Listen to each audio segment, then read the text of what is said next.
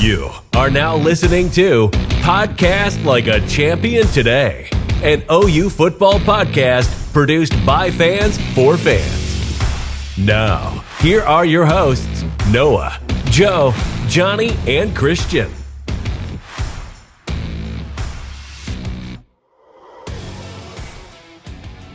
Hey everybody, and thanks for listening to the first ever episode of Podcast Like a Champion Today. We're pumped to get started, have this podcast talk about OU football, but before we do that, we want you guys to get to know us a little bit, so we're going to introduce ourselves. Yeah. All right. So my name's Joe Irwin. I'll go ahead and introduce myself first. I am married to my beautiful wife, Ashley. I work for the Fellowship of Christian Athletes, and I am going back to school, I think. Yeah, I'm going back to school. And Colorado Christian University, go Cougs. What'd you say? Go Cougs. Yeah, go Cougars. But yeah, never went to OU, never played college football. None of us did.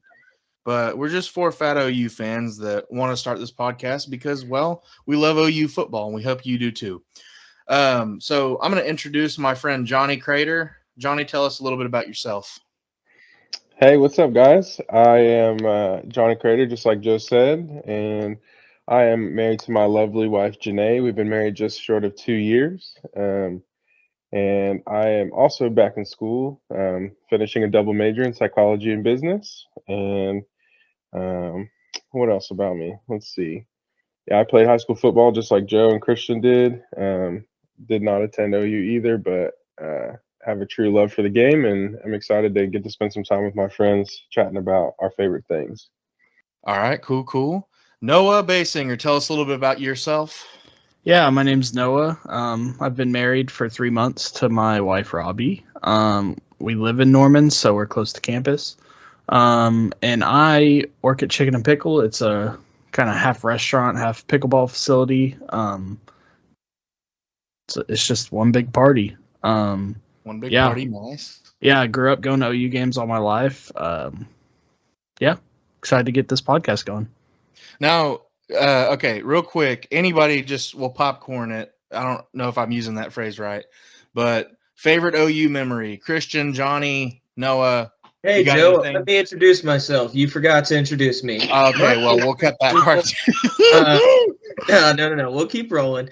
My name's Christian Moore. They forget about me a lot. I'm the guy that's not married. I work in ministry. I work in student ministry, and that's where I spend most of my time. It's where I met all these guys, and so it's something I love to do. We're talking about our favorite OU memory. I'll start there. Mine was the Red River game we went to last year. I got to go with Joe and Noah and one of our other buddies. Sorry, Johnny, you didn't make the cut, I guess. But the other buddy had the free tickets, so we could do. Johnny, you're poor.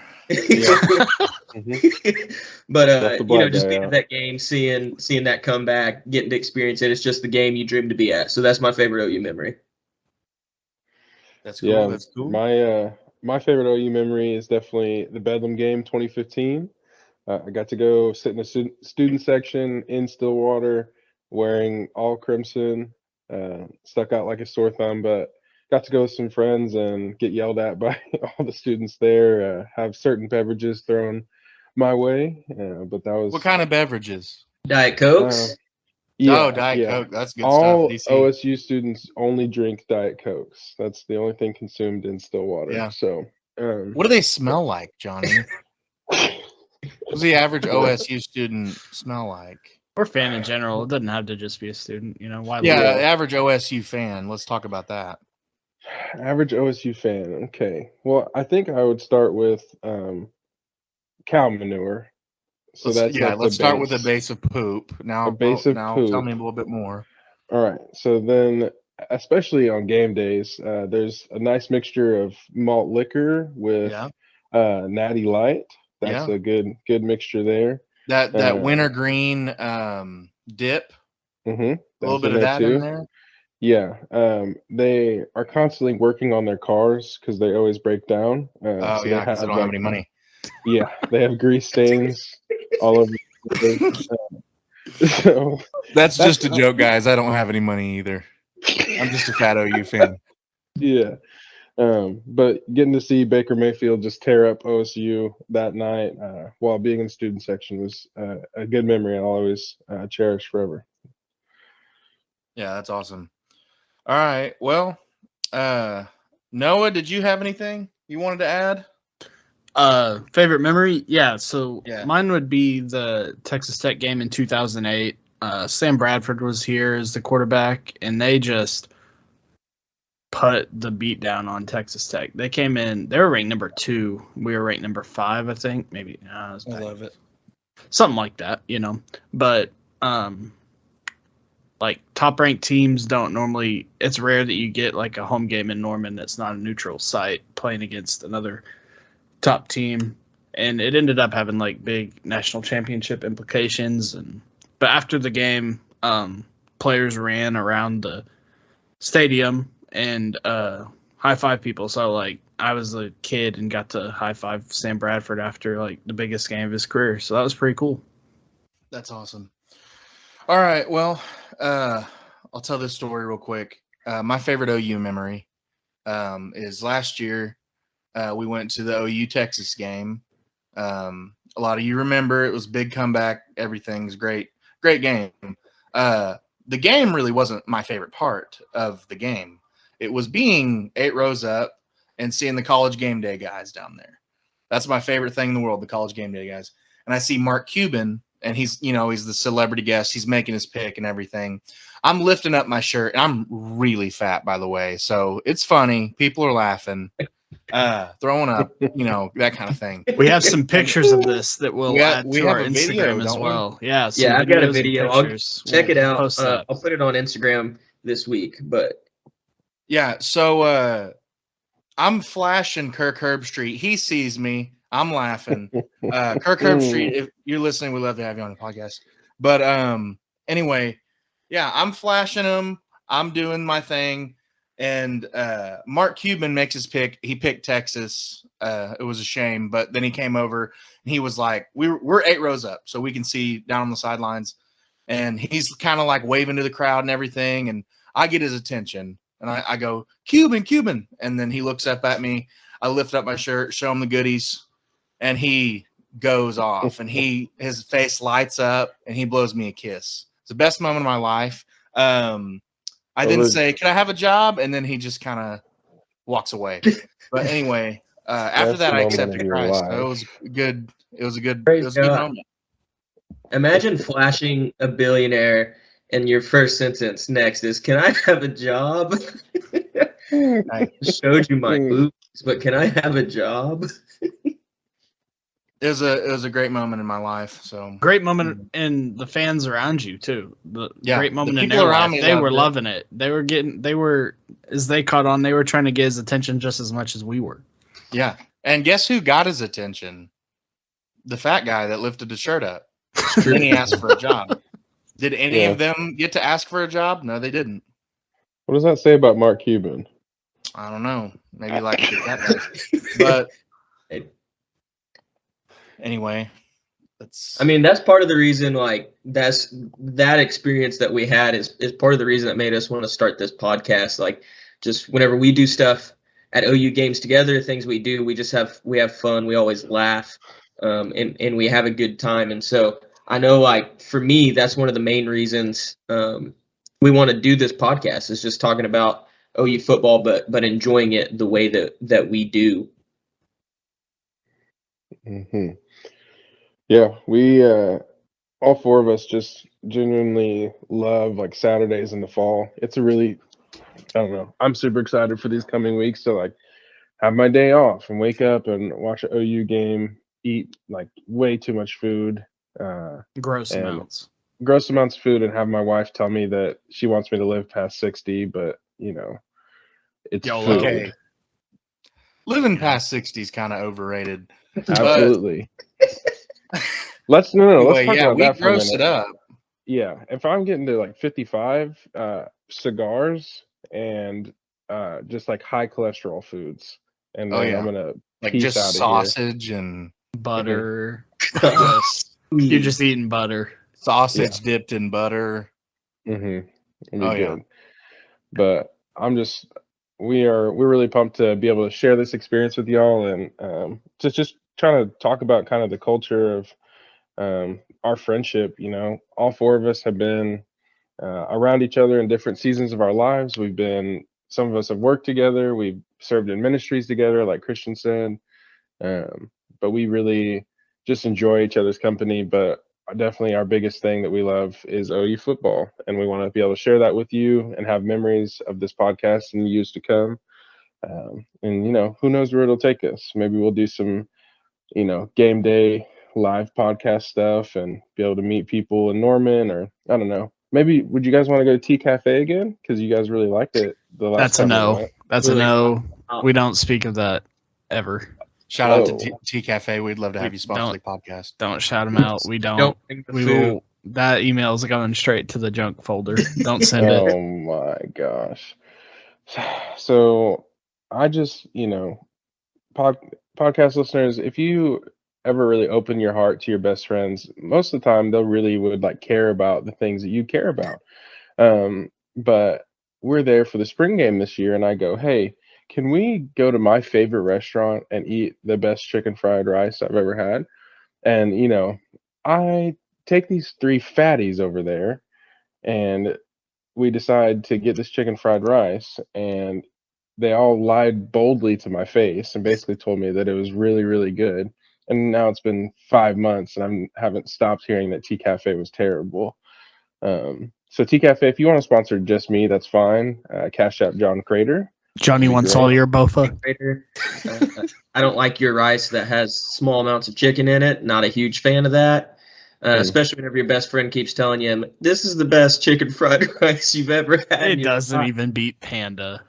Oh my gosh. Panda's Panda's good. Noah- Panda. Shout out to Panda Express. We'd love to have you sponsor the podcast. Yeah, the food Yeah, was so that's the bad thing. that I ate it all, and my before we stomach left hated me Cafe, for it. You had already ordered food.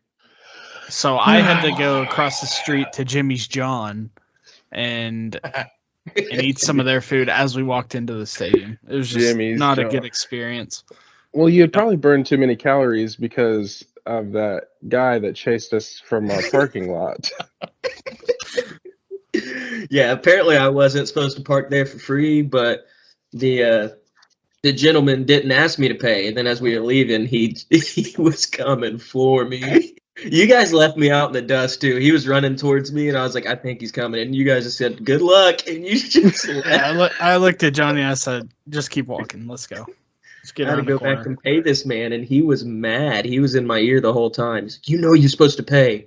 And I was like, I didn't know. There's no sign or anything. But he was Yeah, watching. I think He was his I money. think he owned T Cafe, so He may have. That guy needs some help then. Oh man. Yeah, he's probably struggling for money. all right. So I just wanted to kind of share the depth chart as of August 29th for the UTEP game. It's our first official depth chart of the year, and honestly, there's some surprises in here for me. Not too many, but enough to talk about. Obviously, Dylan Gabriel at QB. Running backs, we got Eric Gray and then Marcus Major. I'm excited to see how they work as a tandem. Braden Willis at tight end. Theo Weiss coming out as a wide receiver. I'm really hoping that he has a good year. That he's a good dude. I was really excited that he stayed and didn't transfer out. Anton Harrison at left tackle, left guard McCabe Matower. Center Andrew Rame, right guard Chris Murray, right tackle Wanye Morris. And the slot was a surprise to me. I was fully expecting Drake Stoops in the slot. But Marvin Mims has slid over. Marvelous Mims. Marvelous Mims. Marvelous Mims. Marvelous Marvin Mims. He slid over into the slot. And the surprise for me here, I think he's super talented. I just didn't expect it. Jalil Farouk. I'm pumped that he's getting some run. That'll be good. Up top of the defense, we got friend of the podcast, Reggie Grimes. Shout out Reggie. Shout out to Reggie Grimes. We'd love to have you on the podcast. We'd love to have you on the podcast. Defensive tackle, Jordan Kelly or Jalen Redmond. Shout out Tulsa. Yeah, Shout out Jordan Tulsa. We love Kelly. you having on the podcast. The city of Tulsa. Come on. The whole city at once. Jordan Kelly, Union High School graduate. I mean, for everything I've heard for the last 2 years, he's just been putting in work. But Jalen Redmond's just a natural talent too. I mean, this dude was projected in NFL drafts last year, and he wasn't even starting. So, nose tackle, my boy Jeffrey Johnson, Tulane transfer, or Isaiah Coe. Yes, sir. And then good old hard-working, nose to the ground, Ethan Downs. Yes. Yes. Brings his Weatherford lunch pail to native. work every day, just hard hat, ready to go. He's a Just what you want, you know? Yeah, Mike linebacker. We got David Agwebu. This dude's gonna be a tank. I remember watching the Red River game actually last year, and he just physically stood out on the field. This man is just massive. Will linebacker Danny Stutzman, great culture guy at cheetah position, which I'm interested to see how that works in. Whether that's going to be like, I don't know what they had Nick Benito doing last year, which obviously the new defensive coordinator, but we'll see. It's what they had Isaiah Simmons doing when he was at Clemson. Okay, I Yeah. could see that. Deshaun Playing White behind there. Yeah. Corner Jaden Davis. Heard a lot of good things about him. Obviously, you know, we don't want to make size too big of an issue, but he is a little smaller, but he's apparently had a great camp. Safety spots, I'm pumped with Billy Bowman, and then free safety of Key Lawrence or Justin Broyles. I think Key and Billy would make a huge difference on the back end. Yeah. And the last spot with my boy Woody Washington. Washington. Yeah, he's a dog as well, and he's put in some time this summer, so I'm excited. For y'all, who's an individual that you're excited for in this UTEP game? Hold on. You didn't announce all the starters. Don't forget about Joe's boy.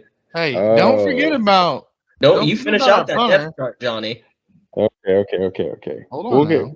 We'll save the best for last. I'm sorry. Okay. Like kicker is going to be Zach Schmidt. I have not even seen him kick a field goal yet, so we'll see. He's good. He's fine. I'm sure he's good. Get to the point. Get to the final. Oh, I'm sorry. You don't want to know the punt returners or anything? And the long snapper. No. I want to know the punter. I want to know who the punter is. It's a guy, Mikhail Turk. Yeah, Miguel Turk. My boy Michael Turk. Shout out Hang Time on YouTube. We'd love to have you on the podcast. Maybe make a video or two. Maybe hang out a little bit if you want to. My favorite player. Shout out Hang Time. Anyway, Johnny, continue. Yes, Michael Turk would love to have you on the podcast. Chill dude, great videos. We should talk about who we're excited for in this game. I'll just go ahead and continue and start. I'm excited for Jeffrey Johnson. This Tulane transfer is a beast already, and now he's had an off season with Schmitty. Schmitty gets pissed if Jeffrey Johnson doesn't make his times. So he makes his times too. I'm sure he does. He's Big got a boy freaking movement. motor. Yeah. Our offensive line last year I felt like was decent, and he made us look like fools most of the game. So what about y'all? Andrew Rame. So I'm not just saying this because I met his dad a few weeks ago, but I don't remember his name, but shout out to Andrew Rame's dad. We'd love to have you on the podcast. But everyone's on the podcast next week. Yeah, we're going to have the entire state of Oklahoma on the podcast. That'd be awesome, though, if you guys want to. But I think Andrew Rame is going to be he's going to be another Creed for us. He had some injury trouble last year, but I think if he can stay healthy, like he's going to be – and if he's up there, you know, your center's your smartest guy usually. He's the leader on the O-line. If he's up there leading, like I think he can, dude, I think I have high hopes for this offensive line and specifically for him. Mm-hmm. Yeah, for me, I think I'm. Go ahead, Johnny. Sorry. No, you're good. I was just gonna say that's another. He brings his lunch pail to work type of guy, Andrew. Good old nose to the ground. hardworking, show Shout up. out the D1 football factory that is Broken Arrow High School. Mm-hmm. Yeah, shout out to BA High. When we win, we blow it up, but that's what we do. For real. Yeah, I mean, I'm watching easy answer, but it's the quarterback. You just got to be excited to see what Dylan Gabriel's going to do with Jeff Levy, how they're going to mesh. His past speaks for itself in his career, like 70 touchdowns, 14 interceptions all time in his college career right now, which is, pretty amazing for us to go from the quarterbacks we've had. We were all worried about Caleb leaving, and then to get dime time in and have him lead this team, man, it's going to be fun. That we got to move straight into another top elite quarterback, so I'm excited about seeing that and seeing how he performs. So, yeah, the guy that stands out for me is Marcus Major. Eric Gray is named the starter, but we kind of saw this last year where Kennedy Brooks ended up kind of taking over the role as like the every down back, and Eric Gray was used more in passing third down situations. Against UTEP, a lot of the running backs should get some run. I think Marcus Major has a chance to have a pretty big day and kind of put himself out there as the guy in the backfield. I got a question for y'all, Johnny, Noah, Joe. Maybe one of y'all know this. I saw Jared Kanak made the depth chart, but I don't see Kobe McKenzie on there. Is he just going to be a red shirt, just not playing this year kind of thing? So I think that Kobe, I think he's probably going to end up playing like Will. Okay. I feel like he could play anywhere. He's a tremendous talent, but I think he's probably right behind Shane Witter on that Will depth chart, but maybe they are just going to redshirt him. I don't know. If Jaron Kanak gets some run, it's going to be because of injury, I feel like. I don't know that they're going to rotate 3 deep linebackers. So I wouldn't be surprised if we saw him in this game with the rule they added a couple years ago where players can still redshirt and play in up to 4 games. These first 2 are kind of gimmies that you'll see a lot more players than you normally would in a conference game. So they announced the captains too, and I'll read those off for everybody. But interested to hear if y'all are surprised about any of these, if you expect anybody else. You got Deshaun White, you got David Ugwebu. Am I right there? I think I got it. You got Braden Willis, Weight Room Willie. You got Justin Broyles, and then you got Dylan Gabriel. And so that's what we got as our 5 captains there. I don't know. Any of those you guys shocked about? Is that kind of what you expect? What's your thoughts on captains as far as that's going? Yeah, if you look at yeah, go ahead. if you look at a lot of it's like the best players at their position. You've got Justin Broyles, who's been in the program now, it seems like forever. Still like a really good leader. I think you saw it with like Pat Fields last year. He's kind of the guy that's been through all these different defensive coaching changes and kind of the guy they can turn to for leadership. He isn't going to be out there the most necessarily, according to the first step chart, but he's got a lot of experience and just a really smart guy that is likable, and they kind of, I'm guessing that's who they kind of look to for guidance on the defensive side of the ball.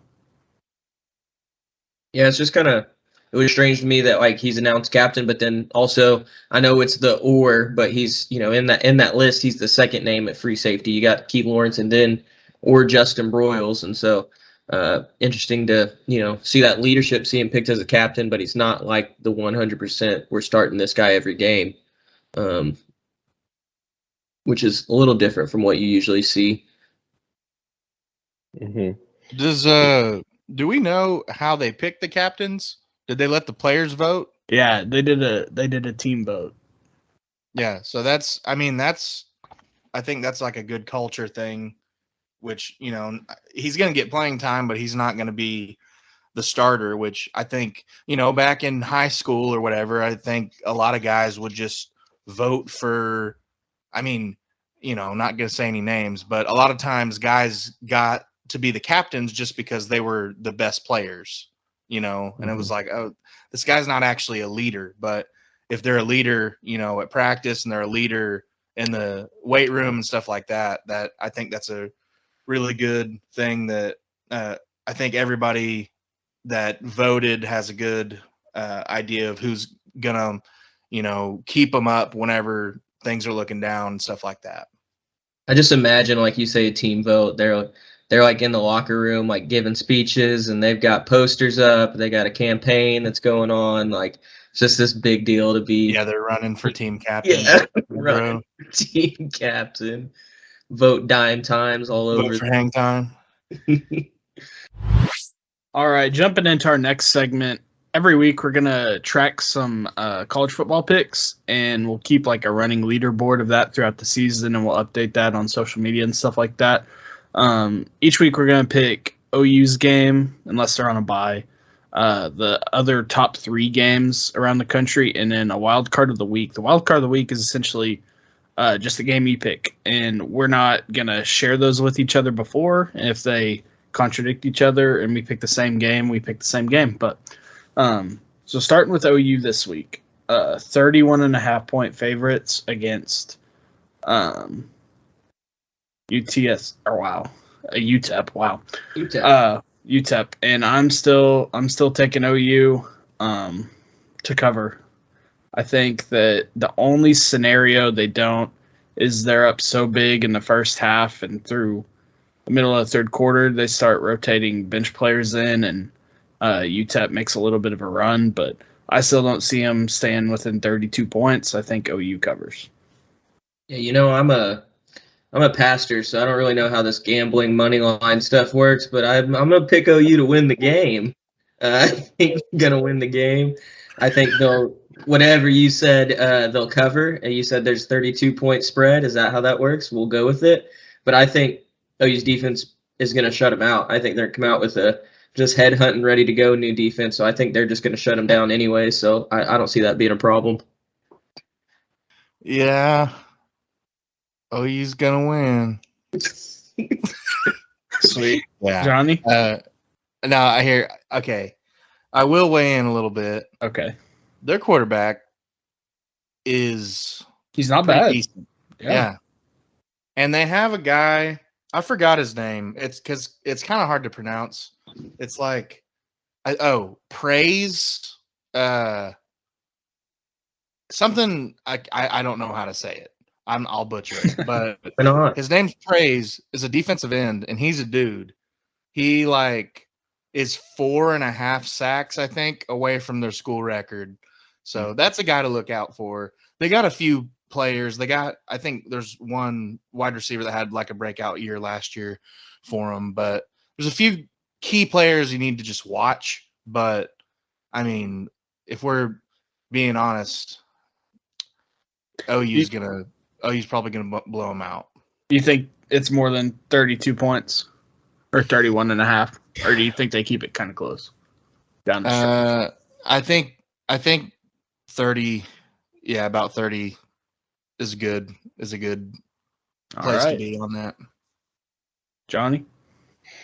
Yeah, I agree. I think actually I don't agree. I think OU's going to win by a lot more than that.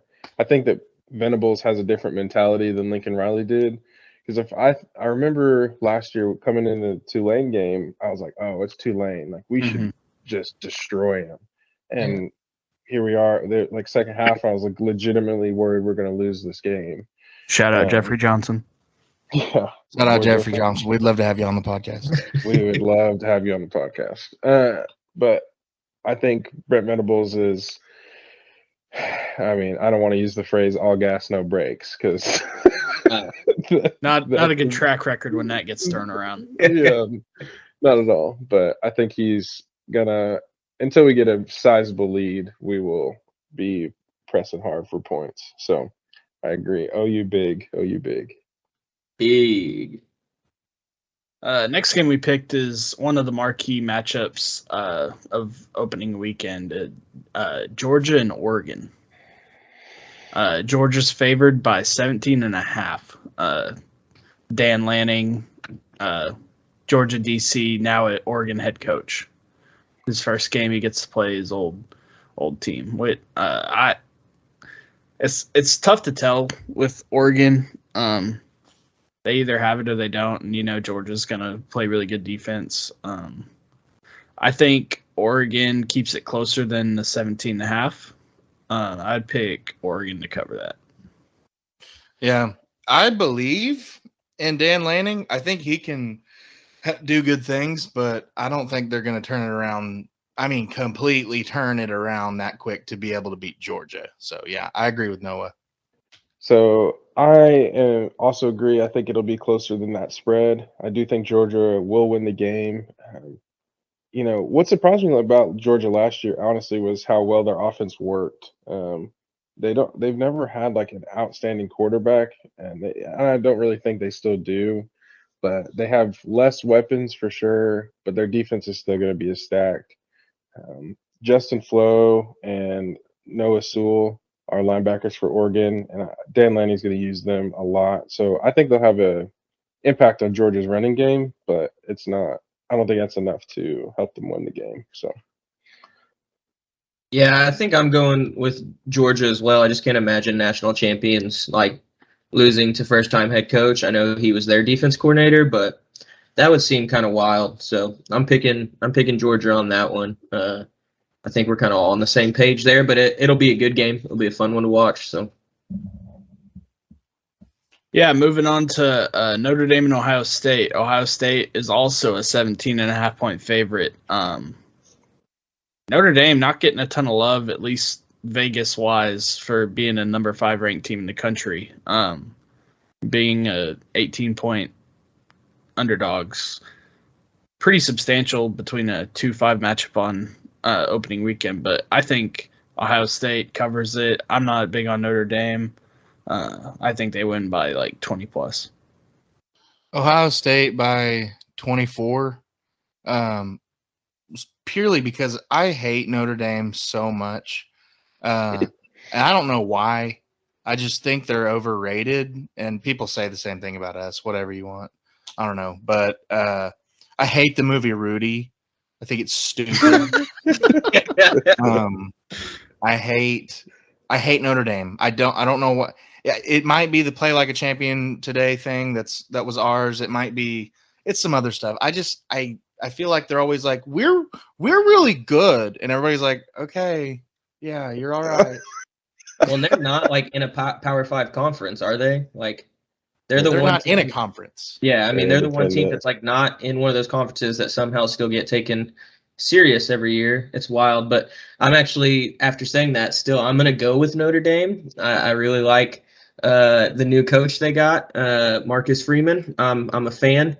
I want to see him succeed. I also watched that 30 for 30 about Manti Te'o's fake girlfriend the other day, and I just felt really bad for him, and I'm rooting for Notre Dame right now. He needs this. So, Christian? Are you picking?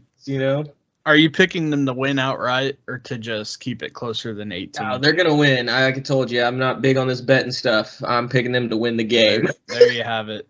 Notre Dame Wow. for the win. Yeah, that's a crazy take for sure. I also am a Marcus Freeman fan. I think he is very close behind, maybe not right behind, but very close behind defensive mindset to Brent Venables.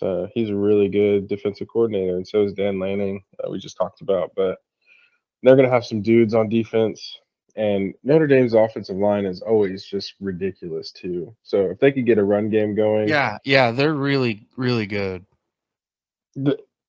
Joe, I feel sarcasm there. I was like, what? Notre Dame? Are you not saying you don't think Notre Dame's offensive line is good? No, they're fine. I just feel like they're really fish for compliments or something. I don't know. I hate Rudy. I hate the movie Speaking Rudy. of fish, you can catfish their middle linebackers if you'd like.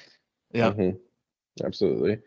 I'm still going to pick Ohio State. I think Jackson Smith and Jigma could go for 300 yards in every game this year if he wanted to. He's a generational wide receiver. I don't think there's anyone that's going to stop him. So going with Ohio State, and I think they cover.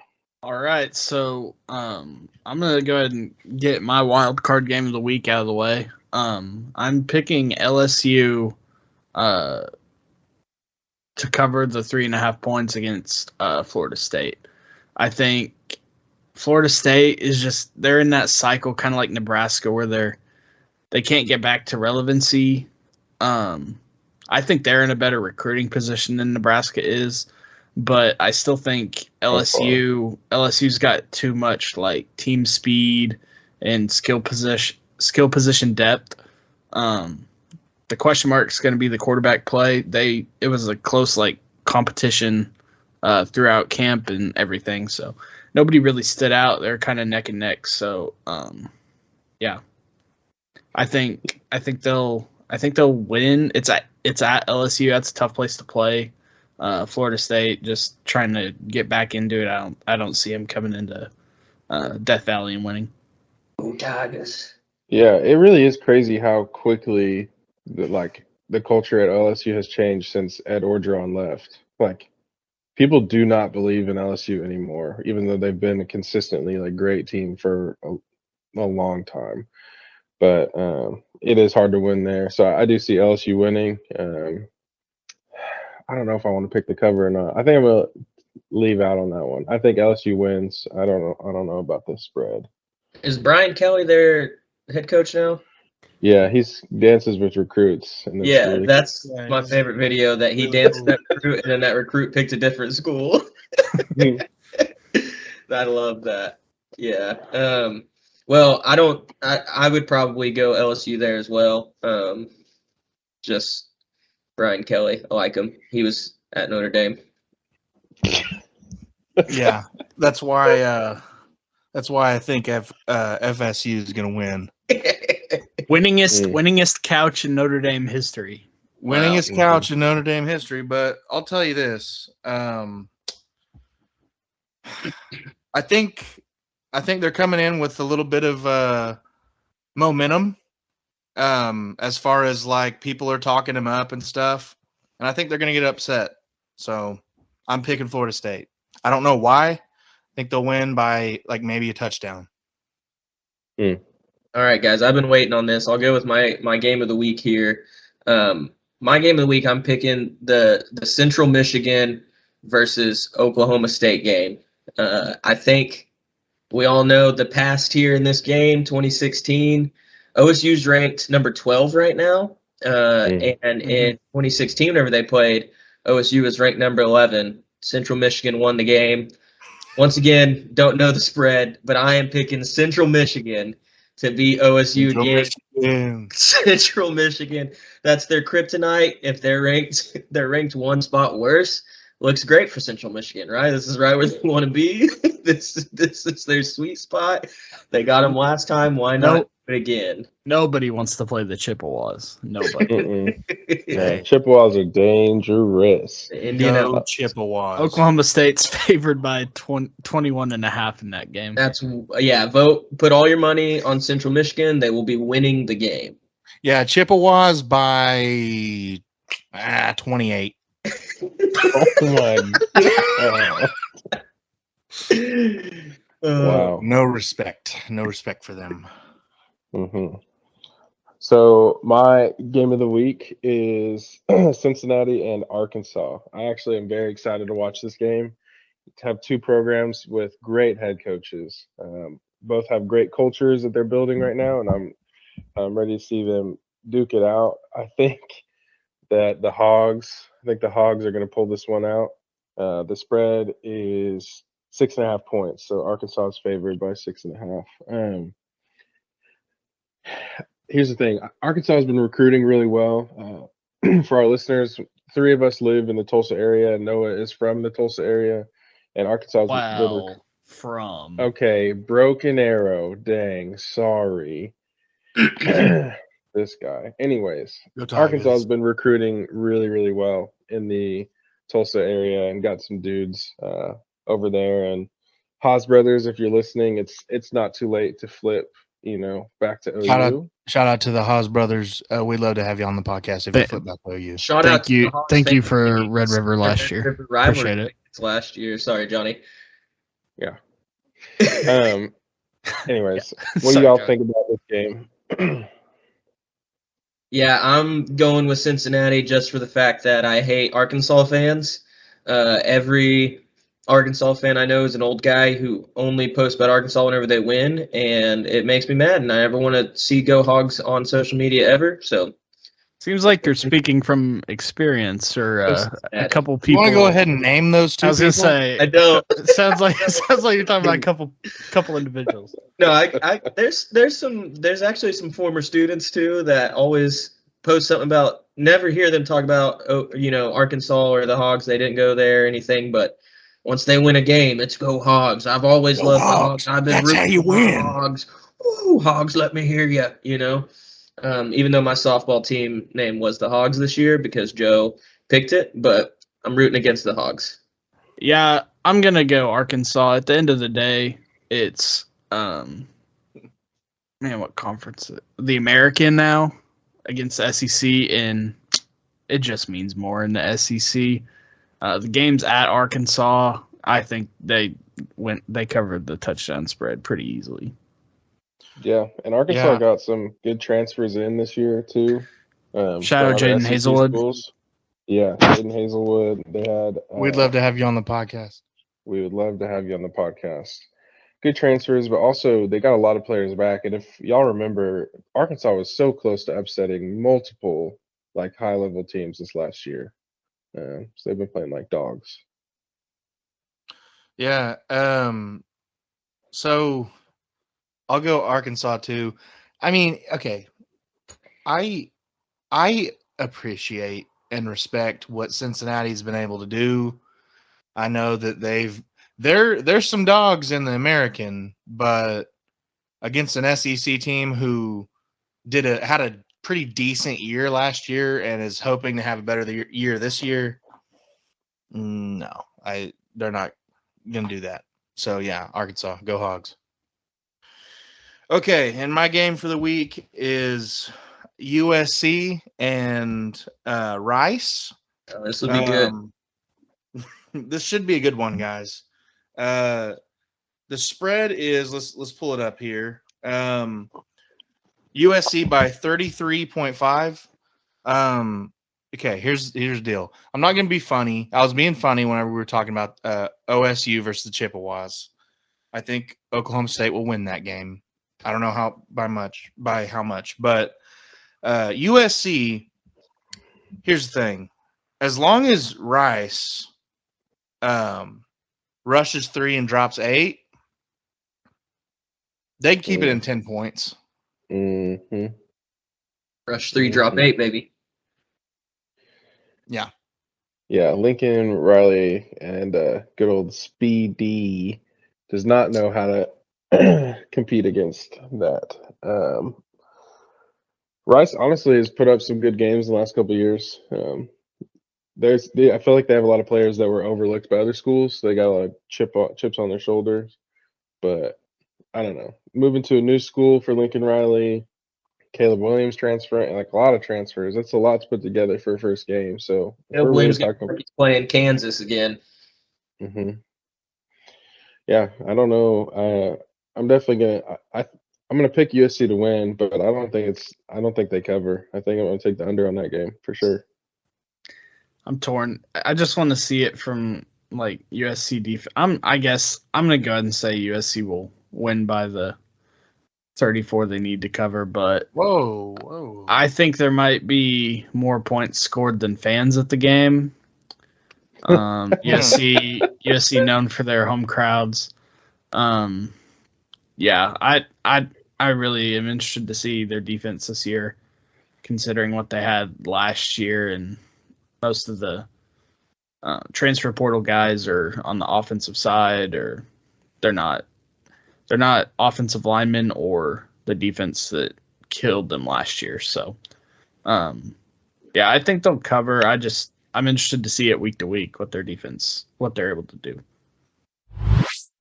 All right, guys. Thanks for listening to the first episode of Podcast Like a Champion today. Be on the lookout for new episodes each week and the occasional post-game or emergency podcast. We'll talk to you next time on Podcast Like a Champion today.